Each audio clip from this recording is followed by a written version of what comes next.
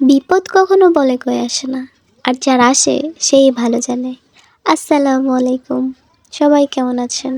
আশা করি অনেক ভালো আছেন। আমরাও ভালো আছি আল্লাহর রহমতে।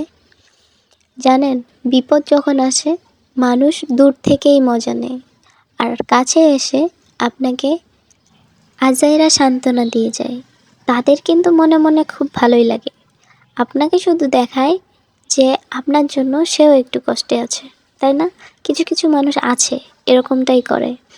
আর তারা মিথ্যে সম্বোধনা দিয়ে যায়, আজ নাই তো কি হয়েছে, আজ নাই কালকে হবে, আজ যা হয়েছে হোক, কালকে সব ঠিক হয়ে যাবে।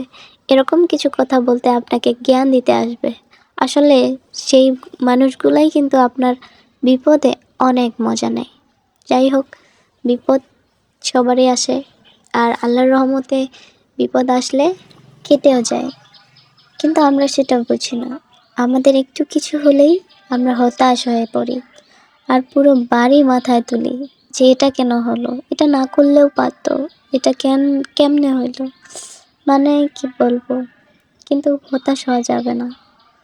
বিপদ আসছে, আল্লাহ দিয়েছে, আল্লাহ আবার বিপদ কাটিয়েও দিবে। আল্লাহ তো আমাদের থেকেও ভালো জানে যে কোনটা কার কখন পাওয়া দরকার, তাই না? তাহলে আমাদের উচিত বিপদকে অ্যাকসেপ্ট করা।